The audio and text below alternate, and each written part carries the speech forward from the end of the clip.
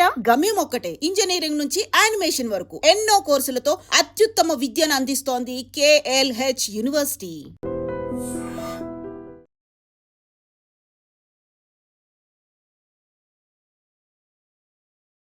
నమస్తే, welcome to I dream. నేను వలి. నటి అశురెడ్డి కేసు వివాదమైంది. 2018 నుంచి ధర్మేంద్ర అనే వ్యక్తితో పరిచయం పెంచుకుని నిన్ను పెళ్లి చేసుకుంటానని చెప్పి నమ్మించి దాదాపు 9,35,00,000 రూపాయలు తీసుకుంది. మొత్తం కూడా ఆస్తులు, కార్లు ఇవన్నీ కొనుగోలు చేసి తన పేరిట రిజిస్ట్రేషన్ చేసుకుంది. ఇది ఆ ధర్మేంద్ర తండ్రి CCSలో కేసు పెట్టినటువంటి పరిస్థితి ఉంది. దీని గురించి మనం మాట్లాడదాం. ప్రస్తుతం నాతో పాటు స్టూడియోలో ఉన్నారు అనలిస్ట్ కృష్ణకుమారి గారు. మేడంతో మాట్లాడదాం. నమస్తే మేడం. నమస్తే మేడం, నటి ఆశురెడ్డి వివాదం మీరు కూడా చూస్తుంటారు, పొద్దు నుంచి అన్ని ఛానల్స్లో కూడా వస్తుంది. కోట్లు మేడం, దాదాపు 10 కోట్ల రూపాయలు. అసలు ఏం జరిగిందంటారు? జరగడం ఏమీ లేదు. ఇదొక మోసం, ఆర్థిక నేరము, మోసము, కుట్ర ఇవన్నీ కలగలిపి పెట్టుంటారు అక్కడ కేసు. చూద్దాం ఏమవుతుందో అని వీళ్ళకు ఉంది. ఎట్లయినా మేము డబ్బులు తీసుకోగలము, మేము ఇచ్చింది వైట్ ట్రాన్సాక్షన్ అనే నమ్మకం వాళ్ళకు ఉంది.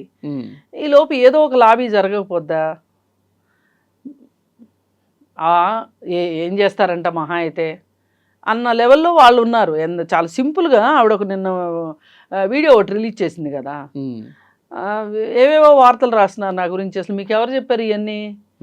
ఎందుకు మీ ఇష్టారీతిని మాట్లాడేస్తే సరిపోద్దా?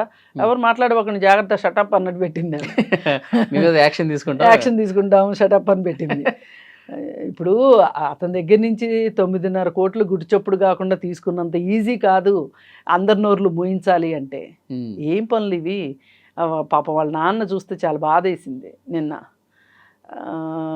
నాకైతే ఏమి తెలియదండి, అతనితోటి పెళ్లి సంబంధం అనే మాట అయితే నాకు తెలుసు, మాకు కాల్ చేశారు, వాళ్ళు వచ్చారు, వాళ్ళ గురించి ఎంక్వైరీ చేస్తే మాకు వాళ్ళ ప్రొఫైల్ నచ్చలేదు, అందుకని వద్దులే అనుకున్నాము. కానీ వీళ్ళు ఇలా మాట్లాడుకుని, ఇలా పరిచయం పెంచుకుని ఇట్లా డబ్బులు లావాదేవీలు చేసుకుంటున్నారనే సంగతి నాకు తెలియదు. ఎందుకంటే నేను వాళ్ళతోటి ఉండను, నేను తీసుకోలేదు. ఇవన్నీ తెలిసింది మటుకు వాళ్ళ అమ్మకే తెలుసు. అశు అమాయకురాలు, అశుకేం తెలియదు అని ఒక తండ్రిగా ఆయన ఆ భార్య వల్ల ఈ పిల్లలు ఇలా అయిపోయారు.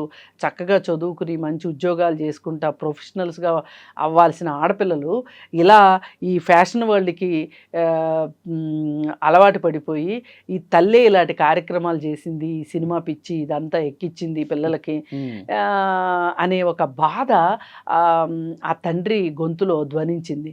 కొంచెం వెనకబాటుగా ఉన్నప్పటికీ మాటలు, ఆడపిల్ల మీద చెడు పేరు వస్తే తల్లే సమాధానం చెప్పాలి, మగపిల్లోడి మీద వస్తే తండ్రి చెప్తాడు, ఇలాంటి మాటలేవో కొన్ని కాస్త గందరగోళం మాటలు ఉన్నప్పటికీ ఆయనలో ఉన్న బాధని నేనైతే చూడగలిగాను. చాలా బాధ అనిపించింది. అన్నీ ఎలా చెప్పుకుంటామండి. ఆమె బిగ్ బాస్లోకి వెళ్ళిన దగ్గర నుంచి కూడా అసలు పూర్తిగా బిగ్ బాస్కి వెళ్ళక ముందు మా ఆవిడతో మాట్లాడుతుండేదాన్ని. బిగ్ బాస్కి వెళ్ళిన దగ్గర నుంచి మా ఆవిడతో నాకు అసలు సంబంధాలే లేవు, ఆవిడ మా దగ్గర ఉండదు. సరే ఎక్కడన్నా ఉన్నాయి, ఆడపిల్లల దగ్గర తల్లి ఉంటే మంచిది కదా అని చెప్పి అనుకున్నాము. నేనే అప్పుడప్పుడు వెళ్తుంటాను, వెళ్ళినా నాకేమన్నా పనులున్నా నేను లాడ్జ్లో అది ఉండి నేను చూసుకుంటాను తప్పితే వాళ్ళు ఉన్న చోటకు కూడా నేను వెళ్ళను అని ఆ పాపం ఆయన చెప్తూ ఉంటే, ఇండస్ట్రీ వాతావరణం అసలు నాకు నచ్చదు. అసలు నాకు సరిపడే విషయాలు కాదు. బిగ్ బాస్, ఇండస్ట్రీ, ఫ్యాషన్ వాళ్ళు ఎంతకీ చక్కగా తెలివైన పిల్లలు, బాగా చదువుకున్నారు, క్యాంపస్ ఎలక్షన్స్లో ఉద్యోగాలు వచ్చినాయి, ఎంఎస్లు చేశారు, వాళ్ళ భవిష్యత్తు బాగుంటుంది అనుకున్నాను. పైగా ఇప్పుడు ఈ ధర్మేంద్ర కుటుంబం గురించి ఆయన ఎంక్వైరీ చేసి కూడా వాళ్ళు కాల్ మనీ కేసు ఉందంట వాళ్ళపైన, ఇతనికి పెళ్ళి అయిందంట, ఇతను విడాకులు తీసుకోబోతున్న కోర్టులో కేసు నడుస్తుందంట, ఇవన్నీ తెలిసి వద్దనుకున్నాము అన్నాడు. అదే ఇంకొక అతను అనుకోండి, వీళ్ళ దగ్గర డబ్బులు బాగానే ఉన్నాయి, పర్వాలేదు, ఎలా అయితే ఏమైందిలే అనుకునేవాళ్ళు. కానీ ఆయన ఆ అబ్బాయికి పెళ్ళయింది, విడాకులు అనేసరికి అతను నా కూతురికి ఏం కష్టాలు ఉంటాయో అని ఒక తండ్రిగా బాగానే ఆలోచించి సంబంధం వద్దనుకున్నాడు.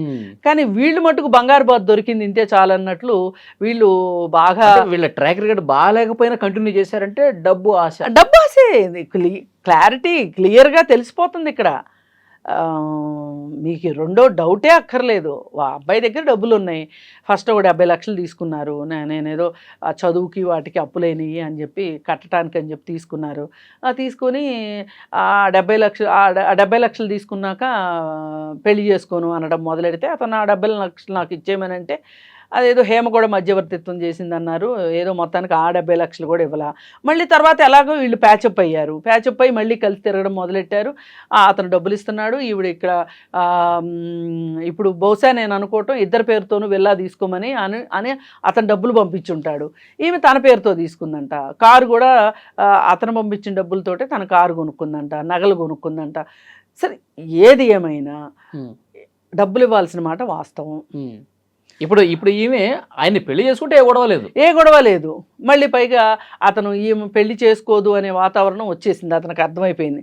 అర్థమైనమ్మటే డబ్బులు ఇచ్చేయమని అడుగుతుంటే నేను చచ్చిపోతాను అని 2 సార్లు సూసైడ్ అటెంప్ట్ చేసింది అని చెప్పి చెప్తున్నారు. అది ఎంతవరకు వాస్తవం? నేను నీ పేరు రాసి చచ్చిపోతాను అని కూడా బెదిరించిందంట. అవన్నీ కూడా వాళ్ళు కంప్లైంట్లో రాశారు. ఇది చాలా కీలకమైన పాయింట్. చచ్చిపోతాను అని బెదిరించడం చూసారా, అది చాలా బ్లాక్మెయిలింగ్ కిందకు వస్తుంది. అదొకటి. డబ్బులు వైట్ ట్రాన్సాక్షన్, ఇవన్నీ వీళ్ళు ఖచ్చితంగా సమాధానం చెప్పుకోవాల్సి వస్తారు. అని వీళ్ళు ఏమనుకున్నారంటే ఏరా అంత అమాయకుడు డబ్బులు ఎలా ఇచ్చేవరా అని అంటారు, ఆ ఉద్దేశంతో అతను ఎవరికి చెప్పుకోలే అని వీళ్ళు అనుకున్నారు. అందుకని వీళ్ళు అంత సీరియస్గా తీసుకోవాలి అతన్ని. కానీ కథ అడ్డం తిరిగింది. ఇప్పుడు ఎప్పుడైతే వీళ్ళు నేను పెళ్లి చేసుకోనని ఈ అమ్మాయి కరాఖండిగా చెప్తుందో, డబ్బుల గురించి అడిగినప్పుడు చచ్చిపోతానని అలా ఎప్పుడైతే బెదిరిస్తుందో, ఇక అతనికి కూడా ఆసిపోయింది ఈ అమ్మాయి మీద. పైగా ఈ అమ్మాయికి ఇంకెవరో కొత్త బాయ్ ఫ్రెండ్ కూడా ఉన్నాడంట. ఇవన్నీ చూసి ఇక అతను అడిగాడు. ఇక ఇలా కాదులే అని చెప్పి కేసు పెట్టారు. ఇప్పుడు ఎఫ్ఐఆర్ అయింది. దాంట్లో క్లియర్ కట్గా డబ్బులు ఎప్పుడెప్పుడు ఎలా ఇచ్చింది, ఏ బ్యాంకుకి ట్రాన్స్ఫర్ చేసింది అన్నీ ఉన్నాయి. మరి వీళ్ళు ఖచ్చితంగా ఇప్పుడు ఈమె తీసుకుంటమే కాకుండా వీళ్ళ అక్క కూడా ఒక 50 లక్షలు తీసుకుందంట. కానీ అసలు ఎలా నమ్ముతారు మేడం? అంటే నేను ప్రేమిస్తున్నాను, పెళ్లి చేసుకుంటాను, నువ్వే నాకు కావాలి అంటే కోట్లు, లక్షలు కూడా కాదు, కోట్ల రూపాయలు అసలు ఎలా ఇచ్చారో అర్థం కావట్లా. ఏదైనానండి, వాళ్ళు ఇచ్చారు, వీళ్ళు తీసుకున్నారు. వీళ్ళిద్దరి మధ్యలో ఒకళ్ళనొకళ్ళు నమ్మారని అనుకుందాం. మొదట ఈమె కూడా నమ్మే ఉండొచ్చు, అంటే నిజాయితీగానే ఉండొచ్చు. తర్వాత ఏదో ఒక రీజన్స్, ఏది ఏమైనా మోసం చేయడం తప్పు. ఇప్పుడు ఒక క్యారెక్టర్ అంటే దొంగతనం చేయడం, రెండో వాళ్ళది లాక్కోవటం, మాయ చేసో, మోసం చేసో, మాయ మాటలు చెప్పో, ఇవి లేని వాళ్ళు క్యారెక్టర్ లేని మనుషులు లెక్క అయితే. కానీ మనం ఏమనుకుంటామంటే జనరల్గా ఈమె 10 మందితో ఉంటుంది, ఈయన 10 మందితో ఉంటాడు, వీళ్ళ క్యారెక్టర్ లేదు అనుకుంటాం. మనం ఎంతసేపు ఆ లెన్స్లోనే చూస్తాం. ఆ లెన్స్లోనే చూడటం వల్లే సమాజంలో చాలా తప్పులు జరుగుతున్నాయి. అలా కాకుండా అసలు ఒక మనిషిని మోసం చేయాలని నీకు ఎలా అనిపిస్తుంది? అసలు రెండో మనిషి దగ్గర డబ్బులు తీసుకోవాలని నీకు ఎలా అనిపిస్తుంది? అసలు నీకు ఇవ్వాలనే ఉద్దేశం ఉందా లేదా? ఇది ఒకటి. ఇది క్యారెక్టర్కి సంబంధించింది. ఇంకోటి, మీరు ఏ విధమైన వృత్తులు ఎంచుకుంటున్నారు, మీరు ఏ విధమైన వ్యక్తులతో స్నేహం చేస్తున్నారు, మీ వేషభాషలు ఎలా ఉన్నాయి, మీరు ఒక వేషం వేసుకున్నారు అంటే ఆ వేషానికి అర్థం ఏంటి, పరమార్థం ఏంటి, వీటన్నిటిని బట్టి కూడా ఆ మనిషి క్యారెక్టర్ని లెక్కేయచ్చు. ఇప్పుడు వీళ్ళు పొట్టి బట్టలు వేసుకొని అవి సోషల్ మీడియాలో పెట్టి, ఇప్పుడు కొత్తగా ఈమె కూడా సబ్స్క్రిప్షన్కి రెడీ అయిపోయింది. గెట్ రెడీ అని చెప్పి అందరిని రెడీ అవ్వమని చెప్పింది. ఈమె రెడీ అవ్వమంటది. మా పేరేంటి, మొన్ననే ఆమె గురించి మాట్లాడుకున్నాం కదా, మెంబర్షిప్ సబ్స్క్రిప్షన్ పేరుతోటి. ఏంటి అమ్మాయి పేరు? రీతూ చౌదరి మొదలెట్టింది ఇదే.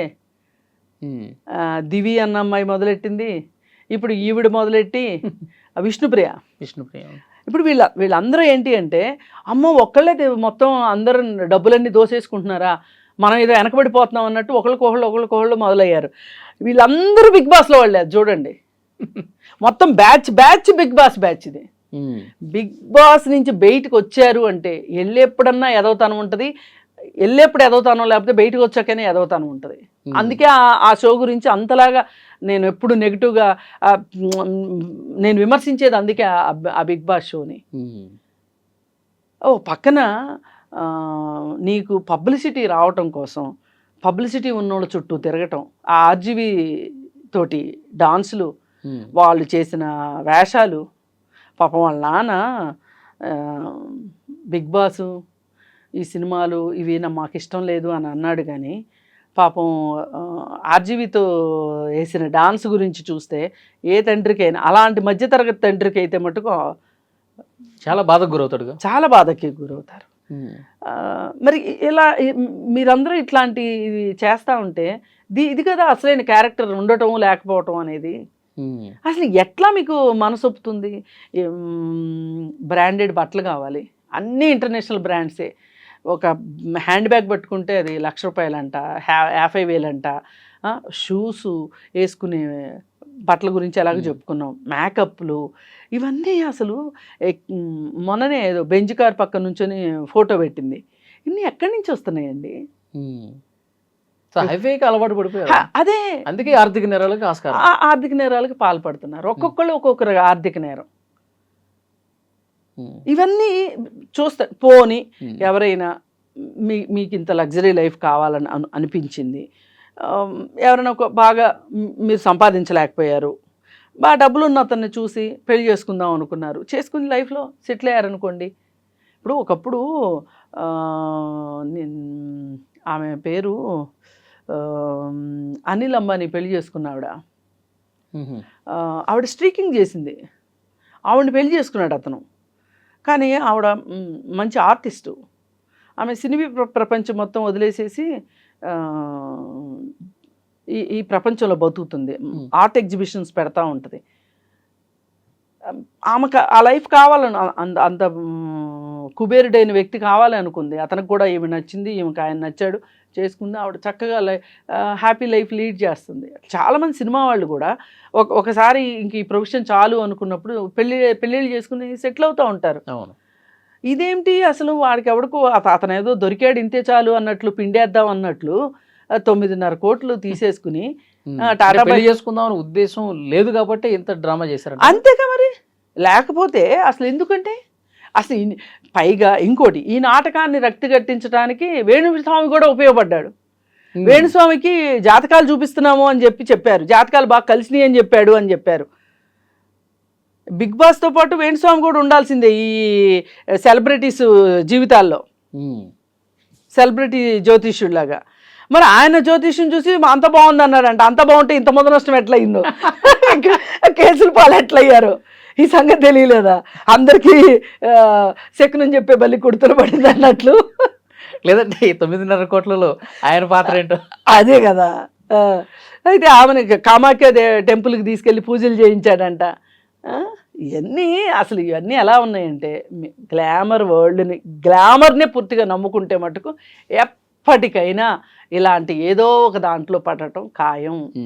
మేడం ఇక్కడ పెడదారిన పట్టడానికి ఆ తండ్రి చెప్పిన మాటలను బట్టి తల్లే కారణం. ఇప్పుడు కాదు, ఆయన ఆక్రోశము, ఆయన ఉక్రోషము ఆయన మాటల్లో కనిపించింది. వాళ్ళ అమ్మకు తెలుసు జరిగేదంతా, మా అశోక్ తెలియకపోయి, మా అశోక్ అమాయకురాలు, వాళ్ళ అమ్మకి అంతా తెలుసు అని చెప్పి మాట్లాడుతున్నాడు. ఆయన కూతుర్ని ఆయన బాగానే వెనకేసుకొచ్చుకుంటున్నాడు. కానీ ఈ భార్య వల్ల, ఆమెకున్న డబ్బాసి వల్ల ఈ ఆడపిల్లలు అయిపోయారు అని ఆయన బాధ ప్రస్ఫుటంగా కనిపిస్తుంది. నిజంగా అండి, అంత బాగా చదువుకున్న పిల్లలు, ఫారిన్ కూడా వెళ్ళి ఉద్యోగాలు వచ్చేంత పరిస్థితి ఉన్న పిల్లలు, ఉద్యోగాలు చేసిన పిల్లలు ఈ గ్లామర్ ప్రపంచానికి రాకపోతే గనక చక్కగా మంచి ప్రొఫెషనల్స్గా జాబ్ చేసుకుంటా, చూడడానికి గుడ్ లుకింగ్, మంచి ఉద్యోగం ఉంది కాబట్టి చక్కగా మంచి మ్యాచ్ వచ్చి పెళ్లి చేసుకు బాగుండేది కదా. ఇప్పుడు చూడండి, నేనేమి గ్లామర్ వరల్డ్ని తప్పు పట్టట్లే, మీరు గ్లామర్ వరల్డ్లో కూడా మిమ్మల్ని మీరు నిరూపించుకోవచ్చు, కళామ తల్లికి సేవ చేయొచ్చు, కాదని ఎవరు అనట్లా.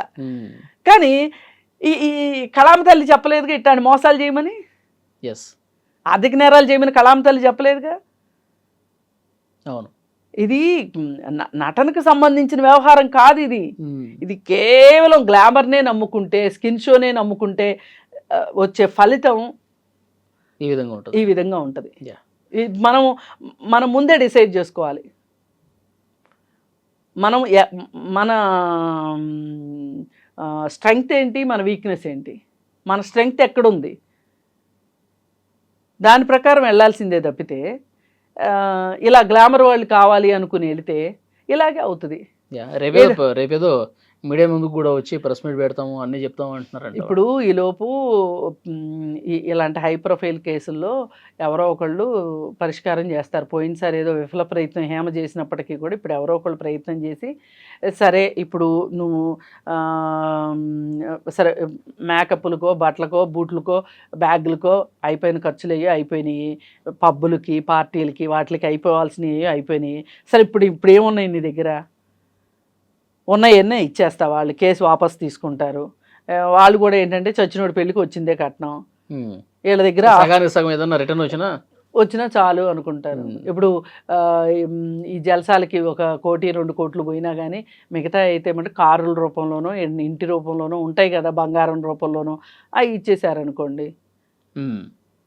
అది చెప్తుంది కదా, చచ్చినోడి పెళ్ళికి వచ్చిందే కట్నం. మరి ఏం చేస్తారు? ఇరుక్కున్నాక ఇకిలించాల్సిందే. ఇప్పుడు వాళ్ళ పరిస్థితి అలా ఉంది. ఇప్పుడు మరి ఇంత జరిగిన తర్వాత అసలు వీళ్ళకి రేపు పొద్దున వీళ్ళకి అవకాశాలు ఏంటి? ఇప్పుడు ఆ పెద్ద అమ్మాయి కూడా 50 లక్షలు తీసుకుని ఏం చేసిందో, ఆ అమ్మాయి మంచిగా ఉద్యోగం చేసుకునే అమ్మాయి అంట.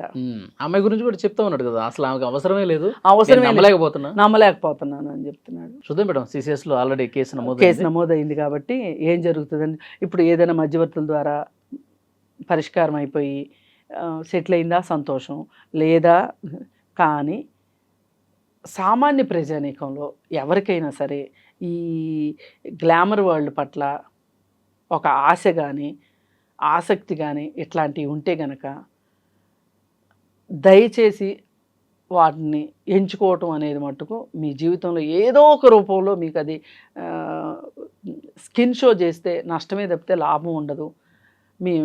మీకు గౌరవం ఉండదు సొసైటీలో. అలాగే జీవితాంతం స్కిన్ షో చేసుకుంటా బతకలేరు ఎవరైనా సరే.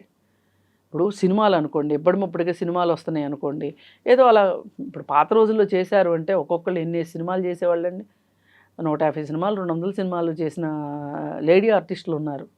ఇప్పుడంటే వాళ్ళ కాలం తగ్గిపోయింది కానీ నిడివి తగ్గిపోయింది కానీ మరి అలాంటప్పుడు ఏమనుకుంటున్నారు వీళ్ళు, దీపం ఉండగానే ఇల్లు చక్కబెట్టుకోవాలి అని అనుకుంటున్నారు.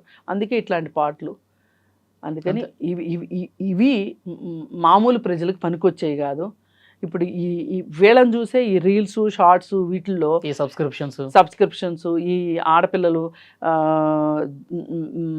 మధ్యతరగతి వాళ్ళు కావచ్చు, దిగువ మధ్యతరగతి వాళ్ళు కావచ్చు, వీళ్ళు వేసి కాస్త మేకప్లు వేసుకొని ఏదో ఒకటి రీల్ తీసి పెట్టడం, ఈ రీల్స్ పిచ్చి ఇవన్నీ కూడా వీళ్ళని చూసి వీళ్ళు నేర్చుకుంటున్నారు. అందుకని ఇది కాదు, మంచిగా చదువుకోవాలి. లేదు చదువు రాకపోతే కాయ కష్టం చేసుకునైనా బతకాల్సిందే తప్పితే ఇలాంటివి కరెక్ట్ కాదు అని తెలుసుకోవాలి. ఇట్లాంటి వాళ్ళని చూసైనా సరే బుద్ధి తెచ్చుకోవాలని కోరుకుంటున్నాను. Thank you very much. Thank you.